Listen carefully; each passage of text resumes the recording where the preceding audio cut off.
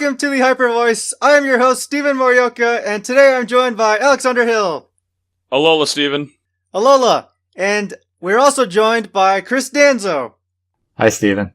Welcome, guys. And before we get on to the show, we just want to say that while this may have passed by the time you guys are listening to this, as we are recording now, it is Alex's birthday, so happy birthday.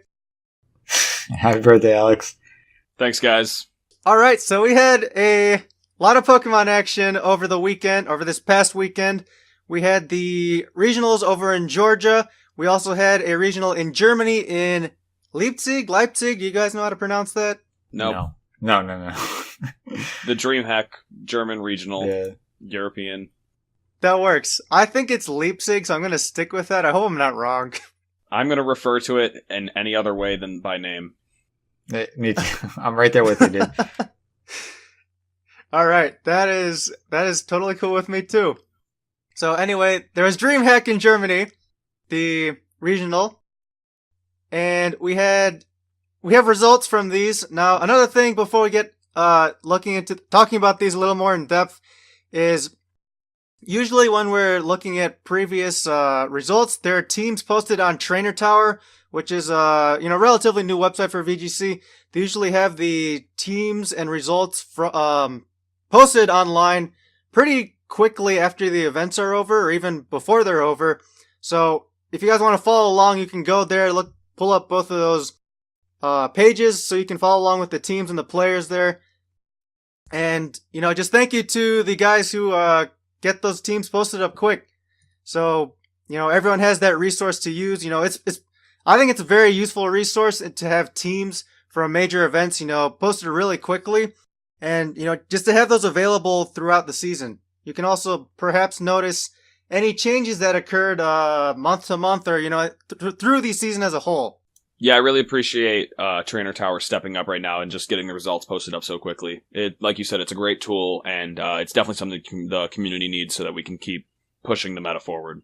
I'm right there with you guys. I'm actually a big fan of Trainer Tower. I think it's really cool how they're doing everything and all the cool, big teams they're getting. They even got Sajun's team on there, which I thought was really cool. And I actually used that to do well at the Mid-Season Showdown, so I'm really thankful for that site. Yeah, and you also didn't just do well at the midseason. You also had a bit of success at Georgia Regionals, didn't you? Just a little bit. Just a little bit. Just a little bit. Top cut. So, do you want to tell us a little bit about your team, about your experience there? What kind of teams did you play against, other players? Well, first of all, Georgia's awesome. Really great place. If you guys aren't planning on going there next year, I definitely recommend thinking about it because it was so warm and the city's just awesome. The tournament, at first it was really slow. Registration went pretty slow, but it sped up towards the end and they really got it going, and I don't know, I enjoyed it a lot. As for the teams I fought, I went in expecting a lot of Finny, Arcanine, Cortana, obviously, because that was the big thing. And I really didn't fight that many. I actually fought more Lapras than I did Finny, which was really weird to me. Wait, what? I fought 3 Lapras, and I think I fought 1 Finny throughout my event. All right. Lapras making a big name for itself. We did see 1 Lapras make it all the way to into the cut. Did you happen to fight Jackson in Swiss? Yes, I did fight Jackson in Swiss. Okay, his team was definitely interesting. His team was it was unique, and I think it was actually a good meta call, as odd as it might seem, because he had a specific strategy of where he snarled, and there's a lot of special attackers now that are trying to abuse the fact that there's so many Intimidates going around with all the Arcanine that are present on different teams. And because he had such a fast snarl, and the fact that he can foul play things like Cortana and stuff, it's just a good Pokemon to have. And then add that with Lapras for things like the Finnies and the Garchomps are running around. You get a one-shot on the Garchomp and Finny's doing nothing to you. And then on top of that, you got the Golem, which is super scary because he exploded on me game 2 for the win. Oh my gosh. And ooh, yeah, the double edge was just so strong. I don't know. It was a scary team to fight against. It was definitely interesting. Yeah, Persian, Gudra, Golem, Lapras all on that one team. Just not something you see very often. I thought it was really cool. Gudra is a Pokemon that at least I know what it does, and I've tried Persian myself. I thought about Lapras too, but never once did I think of really making a team with Golem. I was like, well, it can beat Celesteela because it's one of the few electric types in the format, but he really found a way to make it work and lead him into the cut. I think that's awesome. It was interesting because he didn't even have Trick Room on the team. He just ran straight up Golem, and it really worked out for him. I mean, he went X and 1, so I think he beat Rajan in the final round of Swiss, and then lost to him in Top Cut first round. Oh, well, that's so strange that get the immediate rematch. Yeah, I think there were 2 of those actually in this tournament. Oh, really? Yeah, I forget what the other one was, but I know that Rajan and Hambrick played last round of Swiss and then played first round of Top Cut. And Rajan was able to bring it back after losing to him in Swiss. Who did you play in the first round of Top Cut? I played Paul, actually. Oh, so how I did played that the go? eventual winner. My game against Paul was actually really interesting. I'm not trying to trash talk or anything. Game 1 was a 4-0, in my favor. And I was feeling really confident. And then game 2, I had it in my favor too. But Paul was really on point that day. And he was making some really good switches, and I was not capitalizing on them, and he just brought it back and ended up taking the game. And then game 3 was a 20 plus turn, I believe, a 20 plus game. Wow. And it came down to a 50-50, and he won the 50-50, and he ended up taking me out. But they were all really good games. I love playing Paul. He's such a good player. Yeah, you get to play Paul a bit more than other players since you guys are kind of from the same region. I know I've only ever played Paul in tournament once, I believe, at U.S. Nationals in 2015, where he smoked me. I was doing well at that tournament, and in Swiss, I think he was my only loss that day. Or no, I was 4-2, so I had 2 losses. But yeah, I just remember when I played Paul, I got 2-0'd, and the game was one of the first ones done. And I was like, all right, well. That's Paul Chua for you. Yeah, he's good. He has his moments where he could very well be one of the best players. Obviously, he's just consistent in general. Actually, I don't know what else to say besides he's just a super consistent player.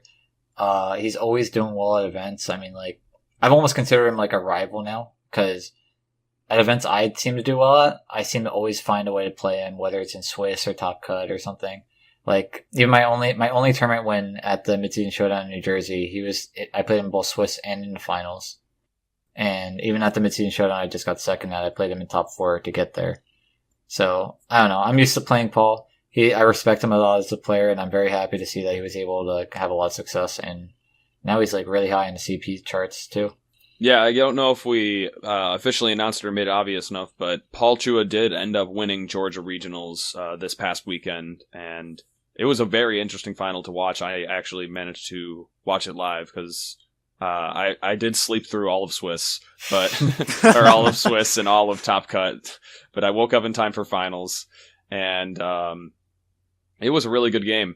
I definitely enjoyed it, and Paul was playing very, very well, as you would typically expect to see from him. And his team, while it's really a lot of the Pokemon are predictable, he made all the right plays, and I wouldn't be surprised to see his team popping up everywhere now.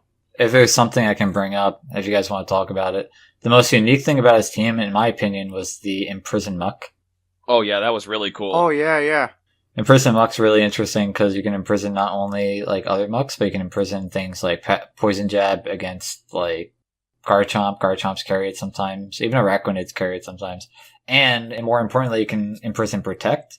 So that means, for instance, when he was fighting Ian in top 4, Ian couldn't protect his Gastrodon, so it was guaranteed to die from the Leaf Blade, and he couldn't switch out safely. So it put him into pretty much an auto win instead of a game that could be 50-50s. Yeah, Imprisoning Protect is honestly one of the coolest parts of that team, and it's such a cool strategy because Protect is always so common in VGC, and locking a Pokemon out of using that move, out of the ability to protect itself. Sometimes, even when Protect is the most expected play, it's your best play. And when you take that away from your opponent and they can't protect any longer, it really sets yourself up for a good position to know exactly what your opponent's going to be locked into doing that turn. Yeah, I feel like Imprison's a really strong option right now, especially on Muck for, the reasons you guys just mentioned.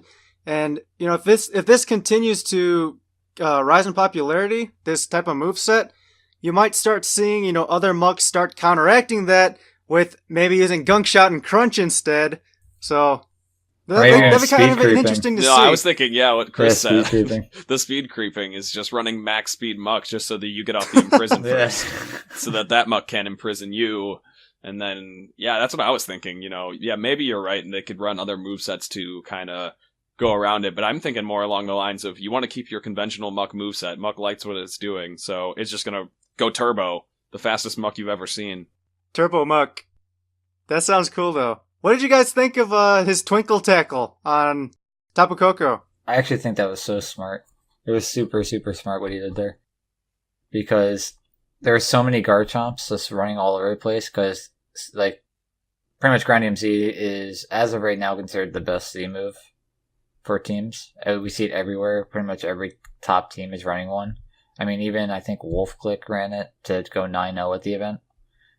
And having Twinkle Tackle, it's a safe way of just making sure you can one-shot it and scare it, while being able to do something with, let's say the Arcanine, which is usually threatened very hard by the Garchomp. Now, I don't know if you know this, but does Twinkle Tackle one-shot Assault Vest Garchomp? I don't know. I could probably do a calc really quick if you guys wanted me to. And then also something interesting for me to think about, if you want to do that calc while I'm thinking about it, is I don't know if the Twinkle Tackle plus Dazzling Gleam would take out a Garchomp that may be protected on the Twinkle Tackle because of the reduced damage. Because while you normally see Life Orb on Tapu Koko, if it is running Twinkle Tackle, it has to be running the Farium Z move, which means its Dazzling Gleam is definitely not going to be doing as much as it would with Life Orb after using that Z move. So, I'm wondering if Garchomps are going to have to start playing a bit more carefully around Tapu Kokos that normally could one-shot them, but if they're running Assault Vest, or maybe, if they protect on the right time, then they can manage to survive against Tapu Kokos if this starts becoming a popular trend. Yeah, I just did the calc, and without any bulk with Assault Vest, it's a 50% chance. So if you add a little bit bulk, you can actually live with Assault Vest Garchomp. So that might be something people look into. All right, that's definitely something that could be a reactionary trend to this item on Paul's Tapu Koko. You also mentioned the whole fact that it's losing damage output because it doesn't have Life Orb. That's actually something I did abuse in our match, because without the Life Orb and Misty Terrain, it's really not doing much damage to Finnies and stuff with Thunderbolts, and even its Dazzling Gleam's not doing that much. I don't think you can one-shot Celesteela in Electric Terrain. I'd have to do that calc too, but it's pretty close, I think. So it was something to abuse, but at the same time, I still respect the idea, and he ended up winning the whole thing too, so I don't know. Yeah, I think another thing we saw at this tournament were Nature Power Kokos paired with some Finnies, and what Nature Power turns into under Misty Terrain is Moonblast, so that gives Tapu Koko yet a stronger fairy move that's single target. So people keep finding ways to get different options for their Tapu Koko to get a stronger fairy move. And, especially with the Garchomp being so popular and very good in this format, Koko's going to need some either more power for itself and help with its teammates. Yeah, I could agree with you there. I actually played against one of those against Nick Borgi in the Mid-Season Showdown that I went to recently. And I think it's a scary option. I also think it's interesting because with that, you can also have a grass move or a psychic move depending on the terrain. And it's even in electric terrain, because you can run Volt Switch at that point. And then in electric terrain, you have a Thunderbolt and a Volt Switch option, which is kind of cool too. So, I don't know. It's definitely interesting. I've been seeing a few of them. If you look, we have Rajan Ball and Alvin Hydiat, Blargen and Jabaku, who ran both the Koko and the Finny. So they could have actually had that. I'm not 100% sure if they did have it, because I didn't get to see their games, but they might have. I believe they were running, while the teams don't have the exact same order here listed on Trainer Tower, they were running the exact same 6, and I think it was supposed to be a variation of Enosh's team that he managed to get second at regionals with, where Tapu Koko was replacing Araquanid. At least that's what I believe I heard from them. And I do know that they work with him, so I imagine that they tried to improve on that team, adding Tapu Koko. I do not know if they had the Nature Power tech on it, though. And I think that Nature Power on Tapu Koko is really cool, and I think it's just an interesting move in general. that we might see catch on, since the taboos have been popular since day one, and I don't see them going anywhere. Having a terrain of your own is definitely something to abuse, and it's really cool how you can just use a nature power to get a nice, strong coverage move that a Pokemon might not normally learn. Take, for example, Whimsicott. When it uses nature power next to Tapu Koko, it gets a priority Thunderbolt, which is something kind of interesting, kind of fun. I saw somebody playing a game last night where they had the Normalium Z with nature power, and it basically gave Whimsicott a priority Gigavolt Havoc, and it used it on an opposing Golduck and wiped it off the field before it could even use its own Z move. So, and it's really cool because you can't totally stop it by switching in any of the other Tapus. I don't know what would happen with Lele if it would stop its Z move, but if you switch in Tapu Bulu to stop this, you're giving it a stab grass Z move. And if you're switching in Tapu Fini, it's now got a same type attack bonus fairy Z move. So using nature power on Whimsicott is kind of an interesting one, and I really would like to see more of it. I know nobody, at least that I know of, used it at this tournament, but it's also just a really cool move in general, nature power, and I want to see more of that as the season goes on. Yeah, I could agree with you there. I think that I remember I tested with, I hope I don't mispronounce his name, but Layman. Do you know who that is? Yeah, we've had him on the show before, actually. Oh, actually, okay, awesome. In that case, I actually tested it with him at one point, and when we found out it worked, we were like trying to figure out like these cool ways of doing it and stuff. And he pushed it a lot more than I did, but it was an interesting idea. And the Gigavolt Habit. Oh my god, I can't talk today. All right, no worries. So the electric Z move. The electric Z move. It was like, I remember he wanted to do a test match, and he tested it against me and just nuked my.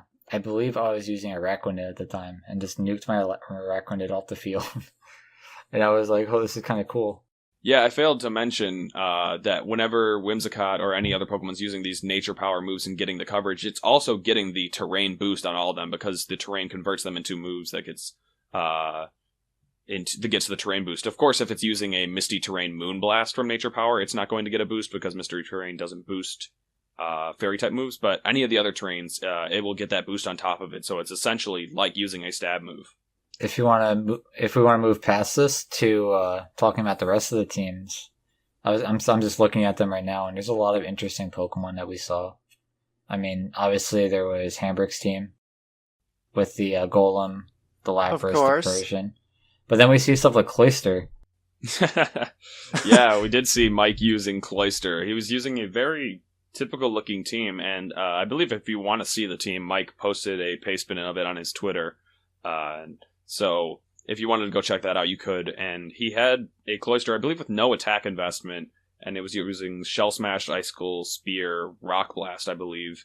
And it was kind of cool. It was just kind of something to break through the stall the stall of the format, I guess, because Rock Blast will help take down Arcanine, and I don't know if Icicle Spear at +2 is taking down Kartana, but it was really interesting to see it on such like a standard team, and then just here's a Cloyster. It wasn't like the team was built around this gimmick, but it was just something that he had there. I know he also had Toxic Garchomp and some other weird moveset choices, but like Morning Sun Arcanine, which actually lost to a Celesteela on stream. That was sad to watch. I did go back and watch that, and yeah, the Fire type Arcanine ended up losing to the Steel type Celesteela in a stall war, just because Morning Sun has less PP and Flamethrower wasn't breaking through its beast boosted special defense stats. But that was it was heartbreaking to watch, because I just didn't want to see that match go on forever. Actually, I believe but the round time was down to below 20 minutes after game 1. Ian did manage to wrap it up, I believe, in game 2, but that easily could have been a match that had gone to sudden death. Right. I don't know if any of the top cut matches actually went to sudden death. I know there were a lot of, that's something that, if you want me to mention this too, there's a lot of sudden death matches in Swiss. All the Swiss rounds went to like the timer, which was kind of interesting, but I think it's kind of expected in this kind of a format now. Yeah, I think that's kind of expected with such a large tournament. And, kind of speaking along those lines, we had we had one of the largest regionals in a really long time. And I think that had to do, obviously that contributed to the extra long registration earlier and causing the delay in the event. But, we're grateful for them for getting everyone who wanted to play into the tournament, not cutting people off at some point who were in line. I was near the back of the registration line, so I was happy about that. But anyway, we had almost 360 masters alone. That's not even counting seniors and juniors. And obviously, you're going to run into a lot of matches that are going to go to timer. And you just said how virtually every round went to the timer. And, someone's going to be holding up each round because of whatever's going on in their matches. But, I'm kind of surprised nothing went to sudden death in the top cut. I'm not 100% on that. Don't quote me. But I'm pretty sure from what I remember, there wasn't a sudden death match. Well, regardless, I know that they did kind of things moved pretty quickly through Top Cut, so there didn't seem to be any matches holding things up. And yeah, it was really exciting that the tournament ended up being so large. Although I know a lot of people were exaggerating it on Twitter, at least from what I saw. Oh gosh! I actually remember when I was at the event, Justin Karras walks up to me and says, "We're already past 500 people, and look at the line." And I was like, "Oh my god!" And then biggest regional ever. Yeah. No, we didn't hit I was that hearing much. over 500 all over Twitter. I know Steven doesn't go on too often, so I don't know if he ended up catching any of this. But back home, all of us were thinking this was going to be like the largest regional. Like, wow, it's going to reach 500, and it's still going. The registration line is huge, and I was just like thinking this is going to be amazing, and then it ended up being sub 400, but still near like national or international level, which is really awesome. Yeah, it is. And I didn't even have to go online to hear the number because, this rumor was spreading quickly through the lines. It was spreading very, very quickly. Everyone was saying it. And it took Rajan to finally tell me, oh, we're only at 300. I was actually a little stressed about it because I know if it gets to a certain amount, they do like groups in a way, or flights, I guess. Mm-hmm. And I know flights are a lot scarier than just doing straight up Swiss. Yeah, thankfully we got out around 11 local time for the tournament. That's when we officially concluded, and then we were just waiting for results at that point. But do you guys actually know how many regionals Paul has won now? I think he's at 2 or 3. I think it's 3. He won this one. I know he won Massachusetts. He got second at Philly, or I guess Lancaster that year. I know he's been runner-up at least twice. I know he's been runner-up twice, and I think he's been to finals 4 times and won twice and got second twice. Okay, so 2 regional wins it looks like for him. Yeah, I think it's more in Masters too. I mean, that's not even counting all the times he's had played in seniors and stuff. So he's got a lot of accomplishments under his belt. Picked up a lot of points.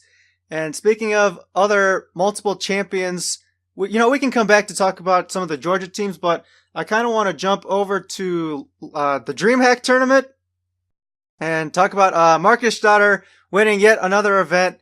And, he had a team with a Snorlax on it and a Mandibuzz. And do you guys see any other trends from Europe that may be slightly different or could be picking up over there instead of in the United States? Well, the big thing I noticed was all the Lele's. There's a lot of Lele's there, a lot of Lele abuse. Even there are some teams, because from what I saw from Georgia, there's not a single team that just had Lele as their Tapu. Lele is always a partner Tapu, it seems. But I mean, there's at least 2 teams here, one of them in the top 4 that had just straight up Lele as their Tapu. And in general, there were 5 Lele's, the 3rd most used Pokemon in that tournament, which is really interesting to me because I kind of thought Lele was falling off due to all the Kartana and the fact that Muck's starting to gain usage, and it doesn't seem to be having the damage output in bulk to keep up with everything that's running around. Yeah, it seems that Lele is nice to kind of just get fast damage in, and as long as you can keep Kartana under wraps, it does really good against Arcanine and Feeny, assuming that the terrain is in its favor. I guess what I'm referring to is what we mentioned at the beginning of the episode, the ever so popular Tapu Fini Arcanine Kartana core. And so people are kind of looking to hyper offense to, either wipe out one of the 3 Pokemon I've mentioned so that the core starts to fall apart. They don't have as great switching synergy or offensive synergy. Just so much synergy in general. That core is just like so strong. And yeah, I guess Tapu Lele might be able to start putting holes in it, especially if it's using like the Psychium Z move. Shattered Psyche is going to one-shot Arcanine, and it's if the terrain's up, I believe it can one-shot Feeny as well. So Tapu Lele, a very strong offensive Pokemon that I guess could also one-shot Kartana if the situation were right. So really threatening offensively, and I think that's kind of why people are going to it. Something you mentioned was the AFK core, and I just realized that the only 2 AFK cores in the tournament both actually got top 2 in Marcus and in David. And actually, it looks like Billa has it too. It's just offset by 1 with Lele. Oh, you're right. Even so, top 3 teams had it. There we go. Which is interesting. Also, something interesting to note is 4th and 6th, Alexander and Nico. They had the exact same team except for a Gastrodon and a Lapras at the end of each of their teams. Right. And I would have to imagine that they maybe built their teams together and just maybe disagreed or just decided preferences on water types. And that makes me think of way back to 2015 when Zach Drocomp and Major Bowman, they all went to the one regional. Which regional was that? St. Louis, I believe? Yeah, St. Louis, yep. Yeah, and they all had the same team except for random water types like Jellicent or Ludicolo.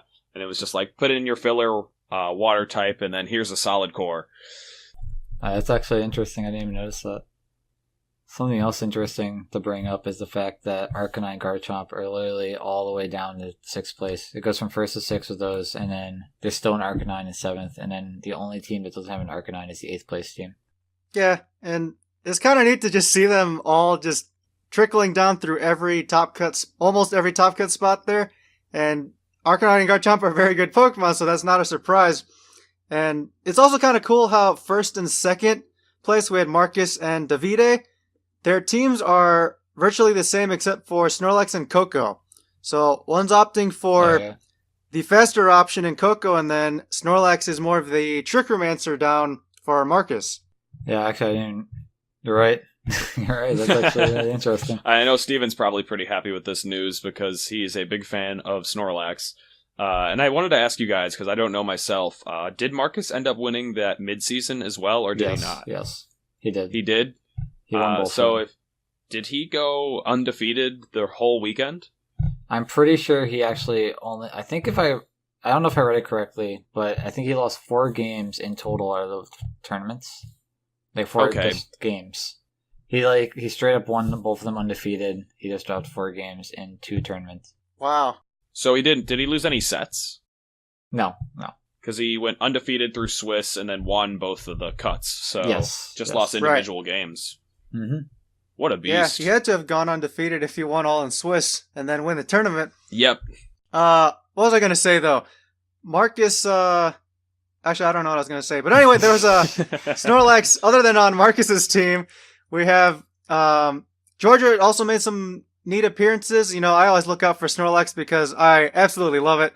We had on Janice Lee's team in 16th. Also on the Trick Room team that looks similar to Gavin's team that won in San Jose.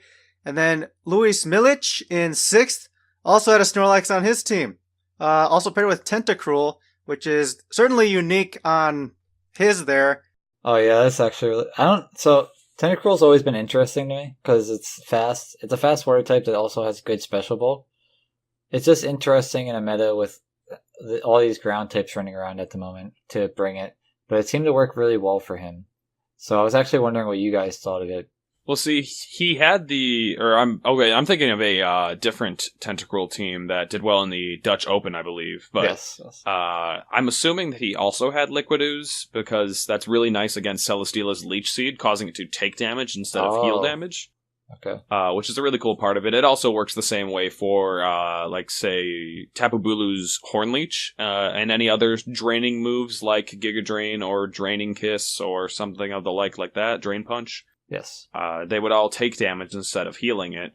However, I believe it does get the Clear Body ability, which would also be kind of interesting because of Arcanine being so popular. If you wanted to try to get rid of it so quickly, I think Tentacruel might learn Hydro Pump. It could, take the Snarl and with Clear Body ignore the special attack drop and just get rid of Arcanine really quickly.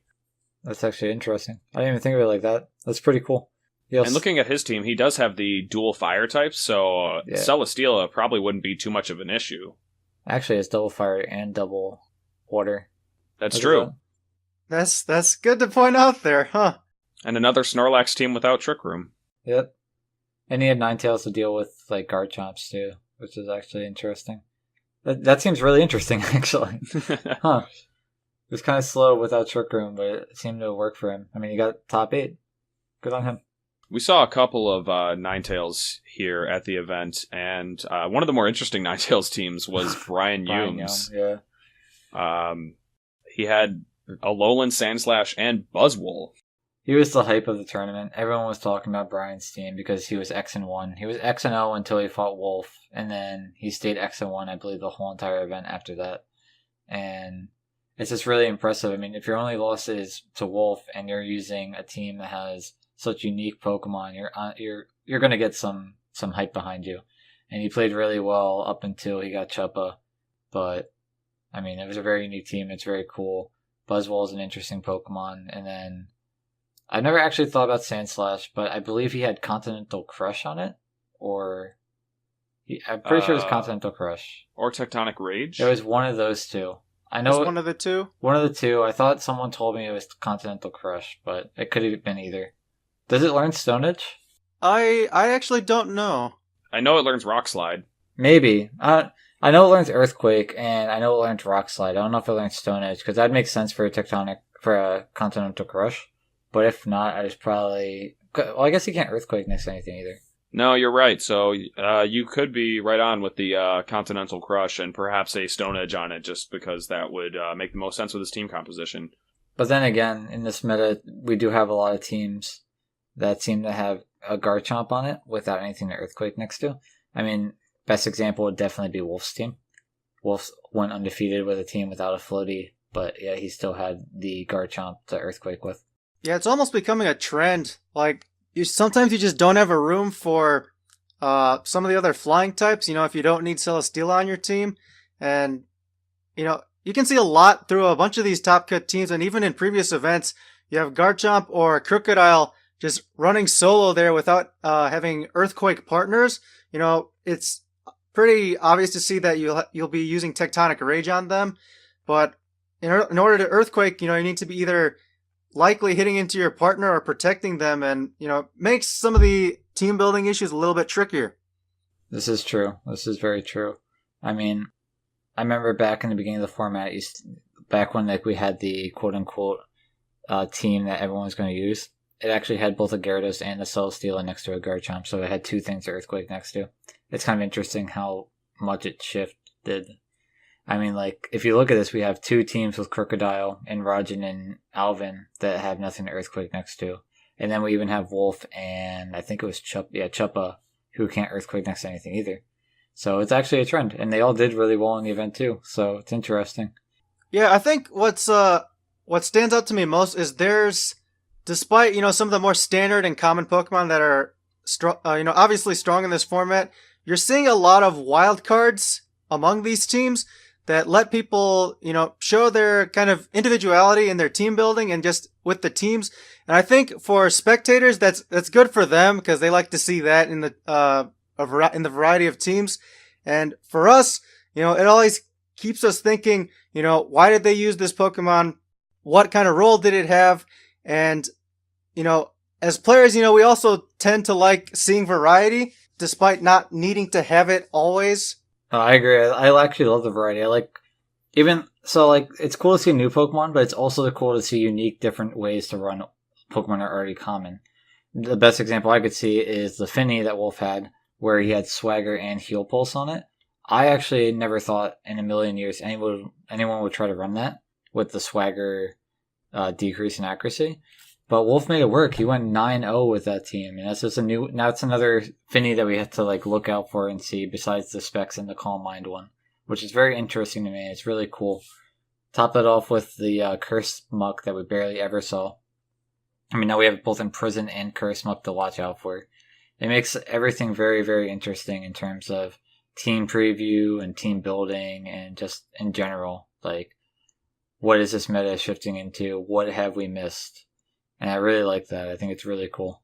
Yeah, Wolf really did show that you can take some of the more common Pokemon and spin them different kinds of ways. I know that a lot of people are going to immediately like fanboy over that Tapu Fini set, but I do think it was really, really a cool idea just to kind of deal with, like, he had the Tapu Lele, like I mentioned earlier, to kind of break through some of these bulkier Pokemon with its strong Psychic Terrain Psychic, but he also had Tapu Fini to keep his own Pokemon just sticking around with the Heal Pulse. Arcanine's a Pokemon that, while it does have access to its own recovery, it can't always fit it in onto the team. And so having Tapu Fini next to it, Heal Pulsing it, means that Arcanine can just stick around for longer, get off more Intimidates and Snarls, and really just whittle down the opposing team until they can't do damage anymore. And that's a really cool kind of partnership there. And Tapu Fini just pairs really well with almost anything on Wolf's team, and that's really cool to me. Yeah, I thought it was really interesting. I watched him play a few games on streams, and he would curse up and then swagger himself, and instantly he's +3. One more curse and swagger, and you're +6, +2, and instantly you have to get hit on the special side. And there's not really any strong special moves to hit it with at the moment that are really going to threaten it, as much as on the physical side with things like Garchomp that you're trying to actually nuke it with. And because of that, Muck becomes like way stronger. It's almost like, I almost consider it like getting set up with a Snorlax, getting like a belly drum, to where like it feels like it doesn't die, and you're struggling and putting a bunch of resources into something that you really do not want to be putting that much resource in killing. Yeah, a lot of people would compare Muck and Snorlax because they both have the Gluttony ability, but what's also interesting to note about these two Pokemon that can set up and just last for so long is that they only have one weakness. And you mentioned not being able to hit Muck with the Earthquake because of its boosted defenses as strong. Well, the only weakness it has is Ground, and Earth Power is not a very common move in this format, so it kind of just lets Muck just tank anything. That's very true. And there's really not that many super strong special moves as of right now. I mean, the strongest one's probably the Shattering Psyche, right? Yeah, that's typically what you'd expect to see, or some Gigavolt Havocs, or really, I guess maybe Torkoal's Eruption, but, those ones aren't always so easy to pull off with the Pokemon like Marowak around, or Pelipper, which I think is interesting to note. There was not a single Pelipper in this cut, so Rain was definitely more popular towards the beginning of the season, but it's definitely falling off, and we're seeing a lot more Ninetales. Yeah, I think Rain fell off mainly because of the Finnies that are running around now. Because Finny kind of just straight up walls it. And then also the Assault Vest Kartana that makes it even more difficult for Rain to be able to do something. Just in general, Rain seemed to struggle against the more bulky options, and because of that, it seemed to have fallen off for the most part. Now we see other water types, like obviously the Lapras that we saw at both regionals. We see a Gyarados that actually got second after falling off for so long. On a Sun team too, which is really interesting. Even Cloysters, like we see Cloyster, we see Araquanid, all kinds of unique water types. Tentacruel, so... Yeah, I gotta agree with you with Finny and Kartana usage increasing. That kind of shows the right trend there with Rain kind of disappearing. We don't see a single top cut appearance by Rain mode in either regional that happened. And, kind of the same thing with Tapu Bulu. It used to be around a little bit more than we see it now. All we see is the second place finish here by Juwan Kim on that Sun team. And, that again goes into the increase of poison moves on Pokemon and Kartana, the increase in Kartana as well. So Tapu Bulu is not having as fun a time as it used to have. Obviously still a Pokemon you need to watch out for. It's dishing out strong grass moves. But I also wanted to ask you guys, were there any specific teams or Pokemon that really stuck out to you? Like, were you surprised that they got far? Maybe other than Jackson's, because we've already talked about his team a bit. Oh, besides Jackson and Brian, obviously the Tentacruel interested me, but the one team that interested me the most that got really far besides Jawan's too, I guess, because Jawan's was actually probably the most interesting. It was actually Ian's, because I know Ian's been running the same exact team since the beginning of the year. And for some reason, out of all the events he's gone to, this is the event where the team seemed to really pick up what he wanted it to do. It was probably because of the fact that people really didn't have much for the not Jellicent. I just called it Jellicent.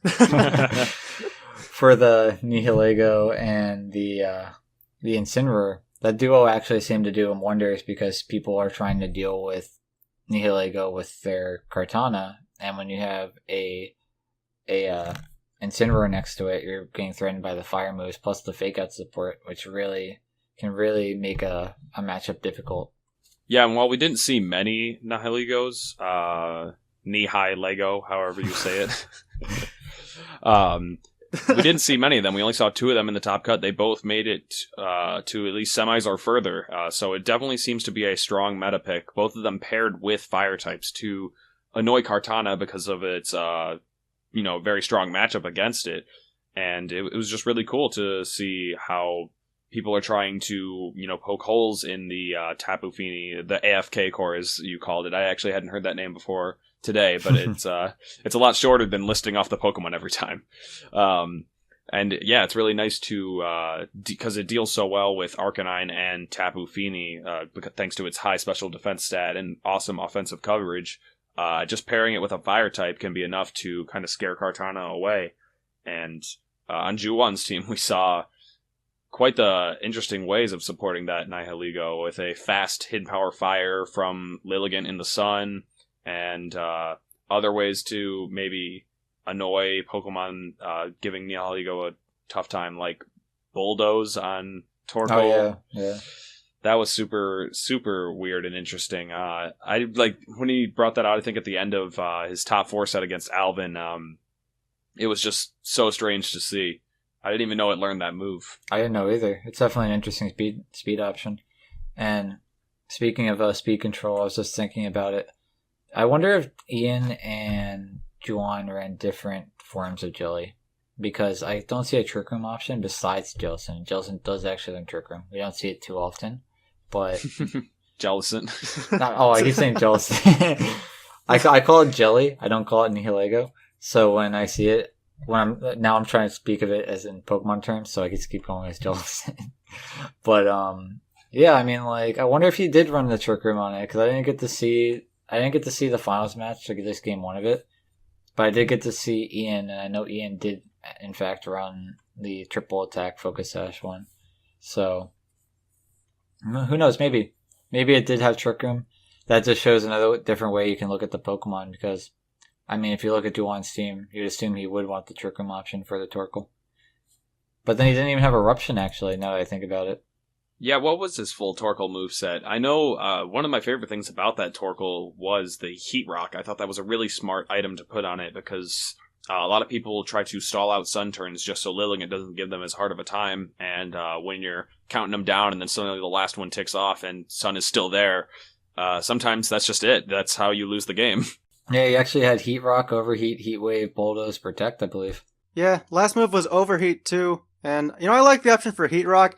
Torkoal doesn't really have that many other item options, maybe other than the Fire Z and I guess Charcoal. So, it's very creative there. So I like seeing that. I guess one of the things I did see that I thought was kind of neat were on, I think, Alvin and Rajan's team. The Porygon was a mixed attacker. It had both special moves and either Return or Frustration for the Stab Normal move there. So I thought that was kind of neat to abuse download in either direction. I believe Wolf actually had it too, if I remember. He had it too? Yep. That's cool. Yeah, it's interesting because I know if we go to my team actually was EV'd, so that way it always got the attack boost. It never got the special attack boost. And people decided that instead of, being like, oh, okay, I'm just going to deal with that and just have download anyway, they're like, maybe I can abuse my download. So they decided to give a return, and it's actually got a pretty good attack stat, believe it or not. So it's definitely interesting. Stab return at +1 is still going to do a lot of damage.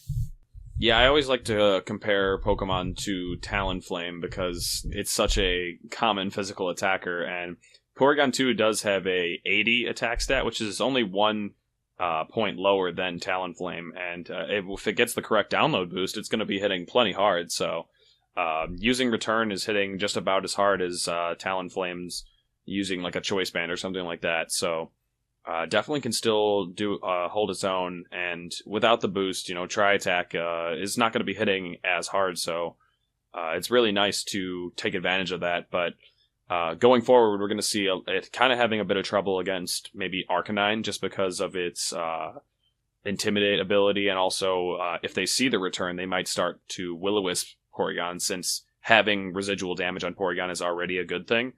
And so we might see more Arcanines giving Porygon 2 trouble. Can I just say, I never thought through all these years of playing I would ever see a physical move on Porygon 2. That is just so true. That is just so wild to me. I mean, we've seen a lot of interesting things. From all my time playing, I thought that Ray Rizzo would literally be the only person to use the Torkoal competitively and at a big stage. But now here we are with Juwan, Torkoal actually being really good and being able to get second place at a regional. I mean, like a few right plays, and maybe he could have won, and we could have had Torkoal as a regional champion Pokemon. Yeah, Paul did get some help in game 1 with some of those paralyses too. So who knows? Things could have been different, but Paul ended up winning. Yeah, Drought's helping it a ton too. Something it didn't have before. It's still surprising that Ray brought Torkoal to 2013 Worlds before it had Drought. This is true. It definitely got a huge buff, especially with the fact that it's the slowest Pokemon in the format, tied with... Is it slowest, or I think it might be second behind Pukumuku, or Pukumuku. Well, yeah, if you're talking about Pukumuku, I think Torkoal's the slowest Pokemon that you typically will ever see. Yeah. But, Munchlax is also slower, and... This is true, too. There might be some other Pokemon slower than it, but out of the ones you see, Torkoal is going to be pretty much the slowest. It was also interesting to note that on Juwan's team, he had 2 Z moves, which, isn't the most unheard of thing, but he had, I believe, both Bloom Doom on Lilligant and then Tectonic Rage from the Gyarados. And really? I imagine... I can't think of a total reason why he had Tectonic Rage on Gyarados. Maybe it was to deal with Nihilego, which otherwise can be kind of annoying for his team. Yeah, I would actually think it's that. I mean, it looks like he doesn't have a very solid way of dealing with Nihilego besides... not Nihilego. I was actually thinking of Muck. Yeah, Muck too. Muck would be a bit annoying for this team as well. And so that's perhaps what he's doing. Because he did have Dragon Dance... Did he have Taunt too? I don't remember. I don't think so. I don't think so.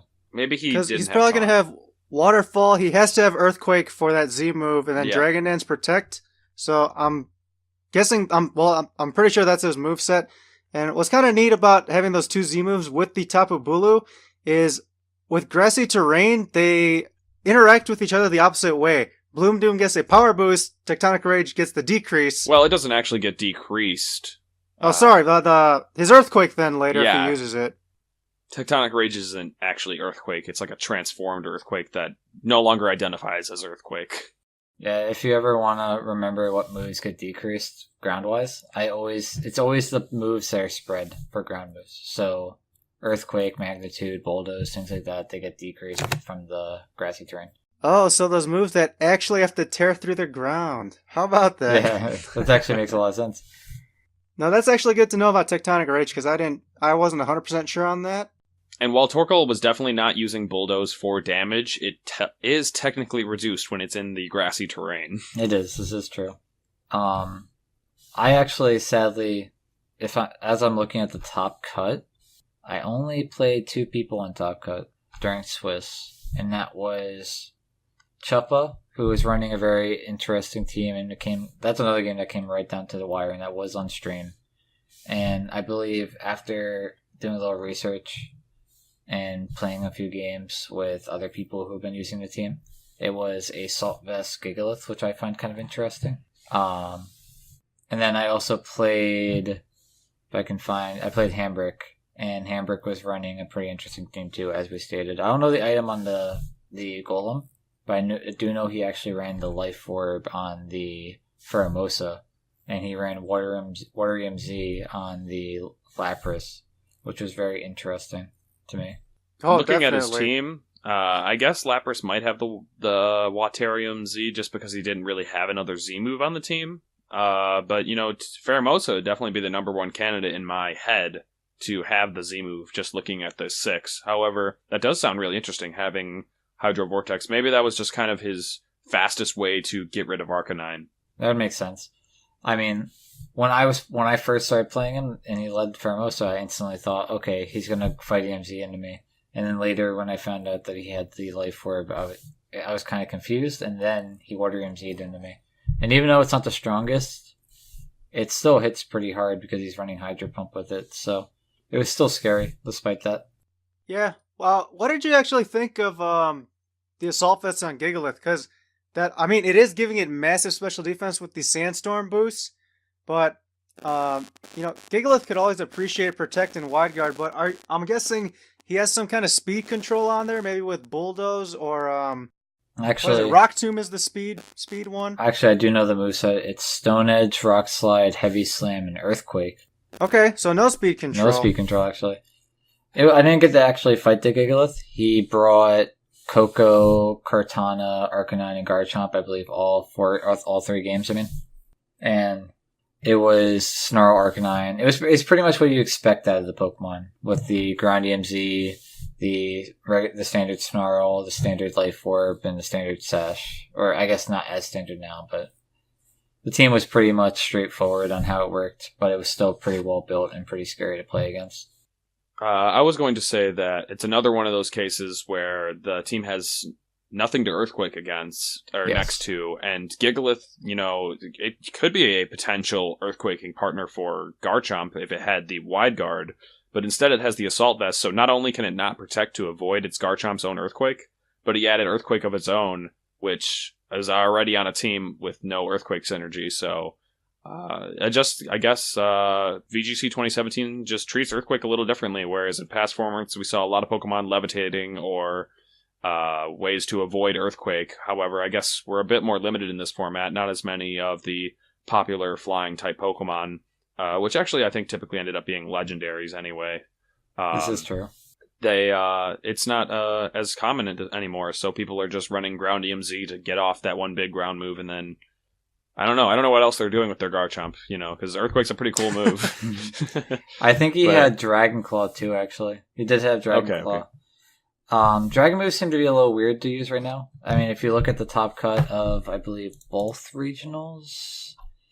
Yes, if I'm reading this right, there's only one Salamence, and Salamence used to be a very popular Pokemon before Finny got popular, and now, because of the fact that all the Misty Terrain's always around, the Dragon type moves are weakened, and it makes Salamence harder to use, even though it's a good Intimidator and something you could probably EQ next to as well. It's kind of a shame, actually, but yeah, never thought I'd see Salamence falling off so fast. It might come back, who knows? Because in the end, if you look at it, the top 2 teams, actually 3 of the top 4 teams didn't actually have a Finny. Despite how popular it was throughout the rest of the top cuts, I believe that actually... Well, it depends on what regional you look at, because in Europe, Finny's doing great, and in the United States, Finny does well, but it's actually still never won a major event yet. So that might be something to look into, something that people might try. Maybe people will start shifting away from Finny and try Coco more, because Coco seems to be gaining a lot of popularity now. I guess we'll have to wait and see with what happens. A lot of big events still to come.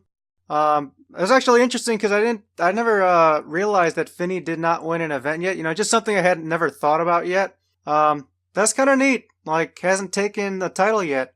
I mean, it won the Mid-Season Showdown, but I'm considering Mid-Season Showdowns are considered not as good as regionals. I mean, they're definitely not. So when I look at big finishes, I think of regionals and nationals and stuff. And It's never taken a regional. So I mean, it's gotten second twice, I believe, now. This is actually its worst finish, I think, at a regional, if I remember correctly. Top 4.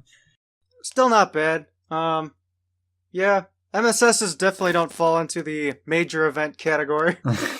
I mean, don't get me wrong, they're good. They're good events. They give you quite a bit of CP, and they're definitely worth going to. But in the end, regionals seem to be the big one that everyone's aiming to win. And then obviously nationals and worlds too. But regional seems to be that one throughout the year that everyone's like aiming for and bringing their top-notch stuff for that point in the format. Yeah, so do you guys have any closing thoughts before we move on to talk about something else? I guess the last thing I want to mention is that while we talk about a lot of other Pokemon, the ones that are either on the rise or common in general, there's one Pokemon that's been really consistent and it's always around. Is Porygon 2 is still just kind of everywhere, although it was actually nearly completely absent from the German regional cut. One of them did manage to make it in there, so kind of a weird trend. It's still very popular here in America, but it's falling off in Europe perhaps. And but in general, it's been a consistent Pokemon that people just kind of don't talk about a lot because it's just kind of so common, and everybody knows that it's just the sitting duck. It sits there and sets up Trick Room, and it kind of lasts forever. It's usually the last Pokemon that you're going to be taking out on your opponent's team unless you have some kind of strategy to get rid of it quickly. It's just because of that Violate. It's just so bulky, and it lasts a long, long time. Yeah, I completely agree. I think that P2 is probably... I actually... Funny story, before the event, I got to like 1800s on Pokemon Showdown without bringing P2 once. And I went to the event, and I was struggling to find a reason to bring P2 to a Pokemon battle. And I don't know why I was struggling so hard, but then finally I got on stream against Chuppa, and P2 seems to just help so much against the Coco plus Garchomp lead, because you have to double into it, otherwise the P2 is just going to run all over them. So it kind of takes a lot of pressure off of your secondary Pokemon in that regard, and P2 just seems to have that effect on people where it just pressures and is able to, in general, just stall out matches, set up Trick Room a lot easier for you. And its move pool is actually not the worst ever. I mean, not the worst at all. I mean, it gets Thunderbolt. At this point, people are in return, Tri-Attack, Ice Beam, Shadow Ball. I know that Paul ran Shadow Ball, Ice Beam on his. I personally ran Thunderbolt and Ice Beam, and it just, in general, it just does damage and is bulky, so it's pretty cool. Good partner for a lot of unique Pokemon. At a lot of major events, we've seen Porygon being the number one Pokemon, and I'm wondering how it'll fare for the rest of the season. If we still need a lot of Trick Room Pokemon, or a lot of people use it for anti-Trick Room, or if it'll start to fall off as people find more ways to either get rid of it quickly or just kind of let it sit there and just be super passive and deal with it in the end game when they've got a Pokemon number advantage. Yeah, time will have to tell with that. And before we wrap up, I just wanted to talk about two other quick things, and that is Pokemon Bank, and the South American International was announced as well. So Pokemon Bank's not out yet, and it's roughly, a little past middle of January. How are you guys feeling about that? I was informed that it was going to come out, right after Dallas happened. Or right before Dallas happened. One of those two. Right around that area. So I was prepared to have things like the fake out Salazzle, and I believe things like Faint, the new flower Pokemon gets Faint. I forget its name. It starts with a T. No, Serena? Serena gets Faint when Bank comes out and stuff like that. So there's a lot of interesting moves that we don't get yet that we're going to be getting as soon as Bank comes out. I think the big one that everyone's talking about, though, is Salazzle with the fake out. I was just going to say, I kind of expected it to come out I heard yesterday, which was January 17th. I thought that's when it was going to be coming out. And so, worst birthday present ever, basically. But no, I was really honestly hoping for Bank, because it would be really cool to talk about, and it'd be like a bit of a middle of meta shakeup. And I've been experimenting with Clefairy, and it doesn't get Heal Pulse until Bank comes out, and I think that would be another very useful move to have on it. So we'll just have to wait and see once that eventually does come, if it ever does. They did say January, so I guess we can get our pitchforks once January 31st rolls past, and then that's when we'll, get to really be angry about it, because I believe they did say January. Isn't this actually the same thing that happened last time we were getting Bank, though? for X and Y. Yeah, I'm pretty sure like they were late for Bank and X and Y as well, if I remember correctly. I don't know. Yeah, I'm not totally sure, but I wish it would come out soon. Just so we can, it'd be really fun to talk about some of the new changes for some of the Pokemon at least, who you don't see much usage out of, to see if they'll have any impacts, right away. Other than that, time's running out for them to get it out on time, so I'm hoping we get it. I hope there's no delay on any of that. We can all only hope at this point. I mean, we're still waiting on stuff like Intimidate and Incineroar, which we might not even ever get at this point, so only time can tell. What about Shadow Tag Chandelure? Yeah, what about Shadow Tag Chandelier? What happened to that? I've been waiting years for that. Just disappeared. But, yeah, Incineroar is something, with the Intimidate, it'd be so good with Intimidate and Fake Out, to have that kind of Pokemon again. But it's something it's possibly may not even show up for VGC 17. We may not get it till next season, so who knows? That'll just be like probably some event thing at some point. Yeah, I could see it. I mean, I don't know how they're going to do it exactly. I don't know how they plan it. Usually it has something to do with like a movie. So maybe we're just waiting on a Pokemon movie to come out where we have the 3 starters final forms in it. And then from there, they'll have like special releases for them. That seems to be how it goes from my history of watching these happening. I mean, like, I'm pretty sure they did that with the shiny Suicune, Entei, and Raikou and stuff like that. So you guys know it would be great for them to come out with that? This summer when that new movie comes out, right before Worlds. Right before Worlds. There we go. Right before. That'd be perfect. Brand new Intimidate Incineroar. Well, guys, we did get the Johto starters and the not Kalos, Unova starters. So Black and White. We got both of their starters hidden abilities through Pokemon Bank. They were, I believe.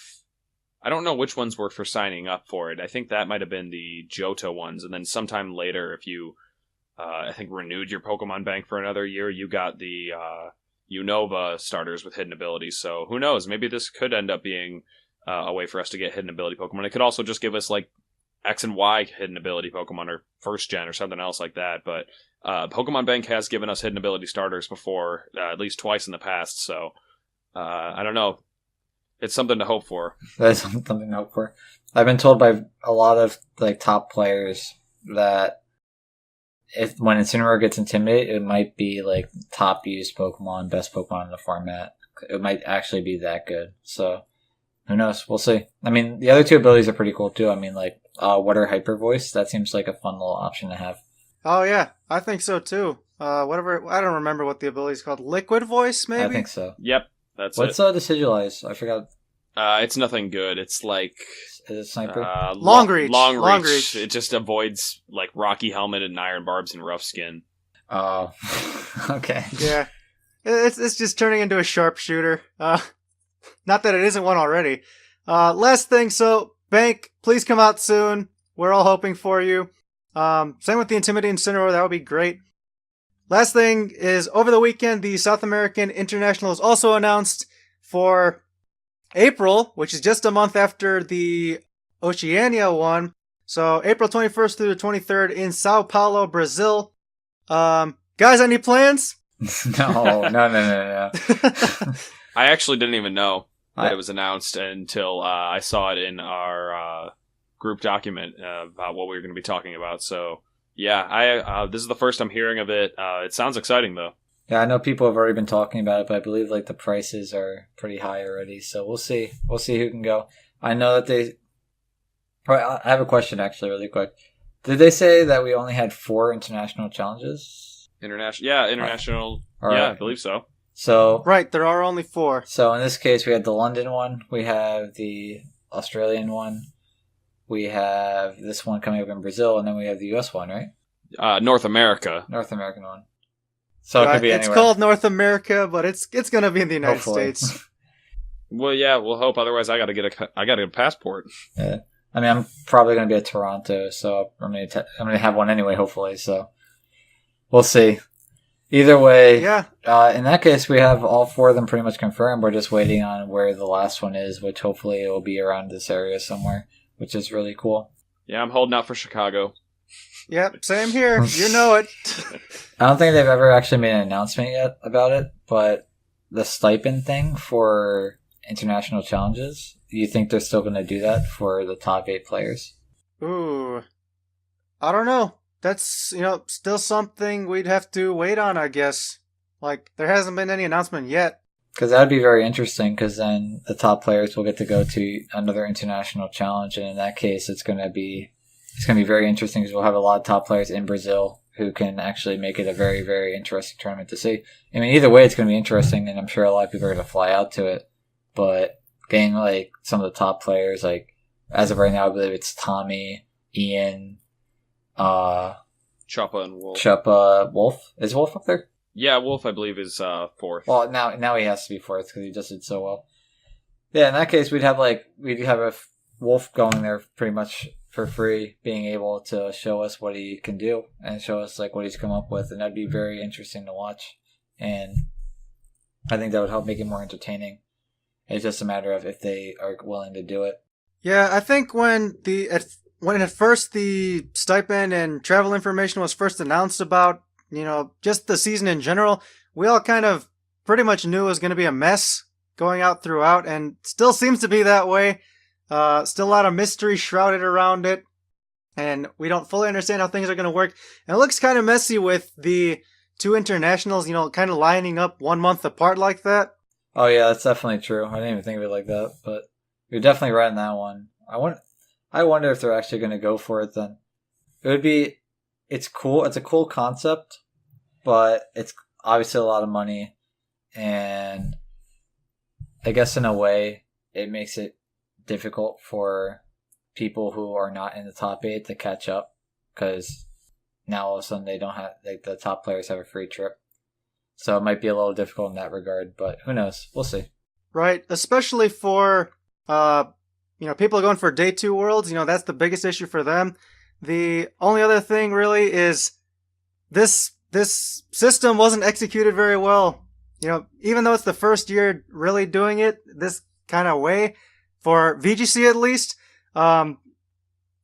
there's still time to see if anything will be alleviated, but we'll see what happens with it. North America, I think our international is going to be probably summer like our previous nationals used to be.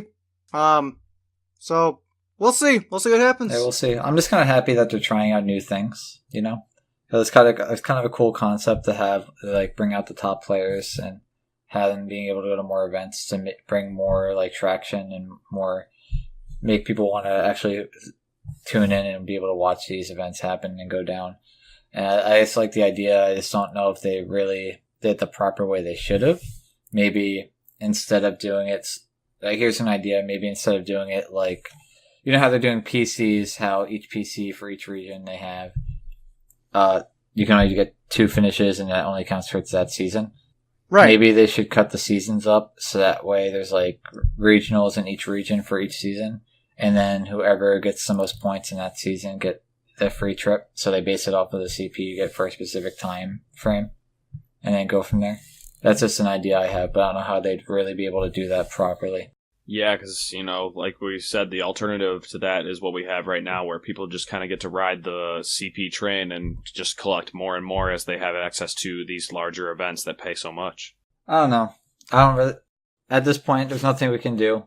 I mean, I'm pretty sure at Worlds this year, I believe that the top 4 were all players who got day 1 and went through day 1, right?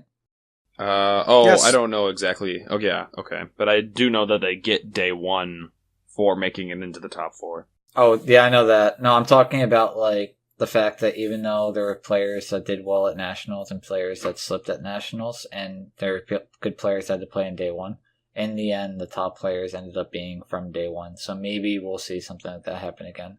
Just because they got a day 2 invite does not mean that they have the most, like, they have an advantage, but it's not like such a crazy advantage that people who get day 1 cannot still come back and win the event. Yeah, of course. I think the biggest thing is the travel award. Like, the travel award. I think that's the biggest prize for everyone really competing for. This is true, and I don't know what to do about that. I can't come up with a solution, so we'll just have to see based off of what they decide to do. Anyway, we're hoping to have some stipend announcements. We're hoping to get the release of Bank, or an announcement of when Bank will be released. Maybe a more specific date in the future to talk about. Lots more to talk about in the coming weeks. We don't have any major events coming up for a while, but our show will continue to go on. Lastly, thank you to Chris Danzo for being on our show. We really appreciate your time and you being here to talk some Pokemon with us. No problem. Thanks for having me. I had a lot of fun, actually. I enjoyed talking about Pokemon and theorizing stuff and just looking back at how much of a good time I had this weekend and just all the unique things that came out of it. Awesome. Actually, do you know how much CP you have now? After that event? I think I did the calculation correctly and I should be at like 221. So just Not barely bad. under So nearly 50% there. Yeah, almost under 50%. So, very good. So again, yeah, thanks to Chris. Thanks to Alex for being on. As always, happy birthday to you again. Can never forget. Lastly, let's wrap up and you guys can go enjoy the rest of your day, evening, whatever. You guys can find us on iTunes. You can listen to our show there, subscribe, download us on your phone, whatever. We're there. Leave us some feedback. You can also leave us at our email address. That is vgchypervoice@gmail.com. Leave us feedback. Send us a question if you want us to talk about something on the show. We'd be happy to do so. And we're all on Twitter. You can follow all of us. Chris, where can people follow you? I'm on Twitter as Chris Danzo, so CHRISDANZO. And besides that, that's really all I use. So feel free to follow me there if you wish. Perfect. Guys, you can follow Chris over there on Twitter. Alex, where can people follow you? People can follow me at Lexicon VGC. Perfect. And I am at Super Morioka. That will do it for this episode of the Hyper Voice. We hope you guys enjoyed the show. Stay tuned for more, and we'll see you guys next time.